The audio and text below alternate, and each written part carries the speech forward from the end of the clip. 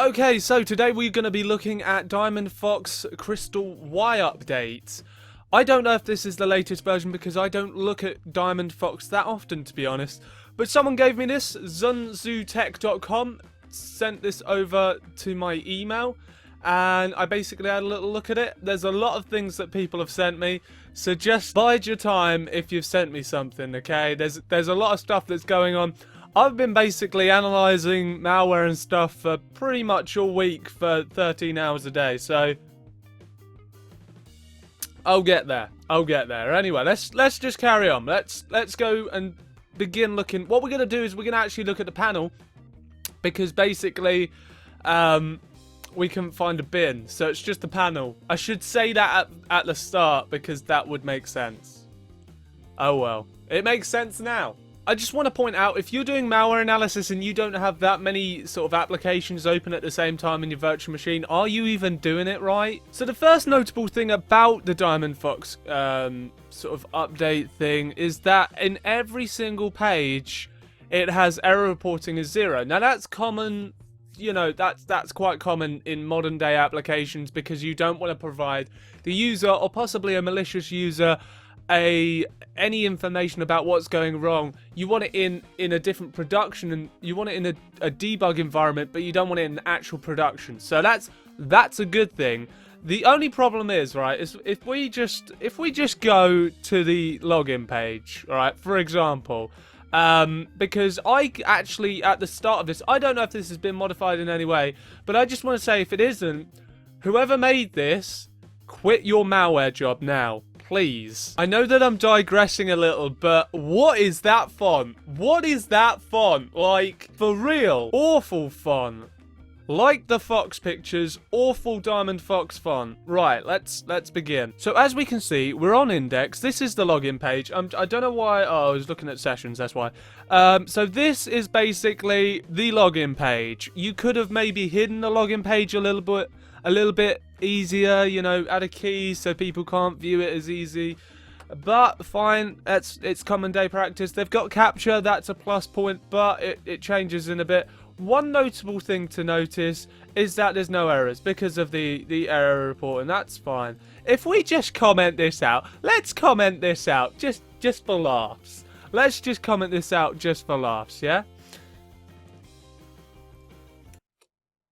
Now, why are we being malware developers if we have to deal with this? Because at some point, I expect you to get rid of errors if you're in this professionally. That's all I'm saying. I actually had to edit this slightly to actually get the panel working, so I'm unsure if this is actually the release. But as it is, absolutely horrific. Horrific panel. Cannot understate how horrific this is coded. There is some good parts to it. It still uses the old MySQL. If you don't believe me, there it is. I don't have any words for it either. But this isn't the main problem. Yes, it doesn't use prepared statements. That's something that is a real problem. Okay, fair enough. One thing to notice as well is it's using, and I say this quite a lot and people get a bit confused. You know, it's not a big thing actually in this context, but, you know, it's still modern day practice. What are you doing? A SHA-1 hash with no salt. To me, even in this context, is just a little bit stupid. So yeah, they don't actually hold the credentials in the database. They hold it in a config.php, which is this. We've got it base64 encoded here, and we've got the SHA-1, which is unsalted here. They've got a sort of array of user agents that are random that are being used. I think there's like 96 user agents that they have available. Not that important, to be honest. The most important funny things here are the folder and the RC4, which is basically the connection key. So if we go to the installer for a second to have a little look at that and see how interesting that is. Now, you may have noticed that the installer was one of the actual error pages where it kept trying to basically remove installer.php whenever you enter index.php. That is fine. We can just get that from here. We're using the rand function, which is, I know this is small, but it's something to take into account. It's cryptographically unsafe. it can be predictable at times. And actually, rand is used in their capture as well. They use the function random text, which uses their rand. So that the amount of requests you can get for the rand values is actually pretty good. And we're actually only getting 0 to 6 of the actual value for the folder. We're MD5ing that, so basically it's cutting the MD5 to the first characters we get from that range. That's the folder, and we can actually grab that folder. That one's actually quite important. Random text as well. If we go to the functions and random text, we see it's MD5 rand, and we're just getting the length that's provided. It's basically the same, except from it's providing a length. Now back to this. So when we log in, it basically compares with the config. Well, the config's already included, so it just base64 decodes the user. To be honest, I don't really understand that. If you do, please tell me. I don't really understand why it base64 decodes. Maybe it's encoded for a reason, for another functionality that I haven't seen yet. But in a context of logging in, it's pretty darn useless. So the reason why we're here is we show that it actually, once you get the correct credentials, we get a redirect to home.php dashboard. And this is what it looks like. And take note that HTML Grunt is here, and I've commented out error reporting. So what I'm going to do now is I'm actually going to log in with correct credentials. That was relatively hard to say. So we've got undefined index, and we've also just been left here. If we just refresh this, I don't know if this is down to my configuration, but we get redirected quite well. That's good. If we now log out again, and I don't know if it's my server configuration, but it just seems like really bad PHP. If we just do that as it was, and then that's fine. Yeah, let's show error reporting. And now we try to log in again. I think most people that understand PHP on the channel will understand where this is going. So a session has already been started. So what are we doing with that? Why are we doing that? Why is that included? That is, I don't understand why you're not sort of error reporting that. So, you know, that is... Basically, it took me about 15 minutes to fix people's code to run it on my virtual machine. That's the reason why this has been made into a video. So, we're now in. Again, great. That's fantastic. We have this report functionality where we can see passwords, keylogs, POS data, and basically it's all from this random generation. If we go back to the installer.php, it's the folder. It creates a folder for you. The good thing about it is it does it randomly. Sometimes malware does this statically, so they got that right. But the problem they have is that they didn't fully hide this for us researchers. They knew we'd find this. So basically, if we go to... Have I got it there? No. Let's pick it up. If I go to gallery.php, we can see here that we're basically creating some divs. Interesting, I know.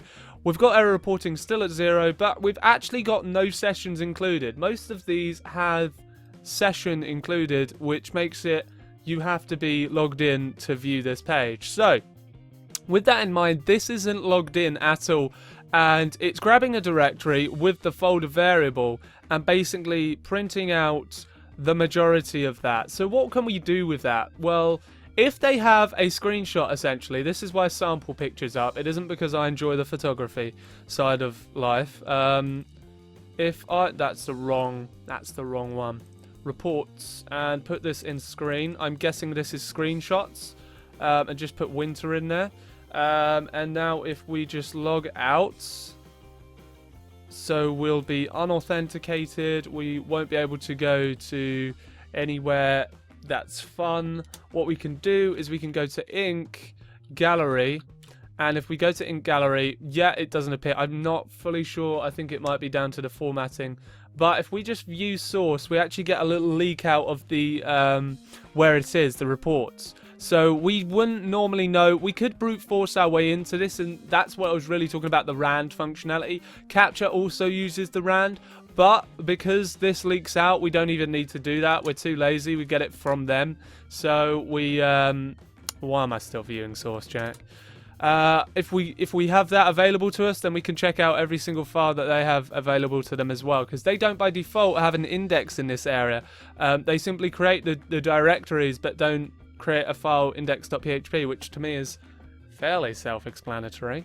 But basically, this actually, you can download all of these files from the panel. It gives you a zip.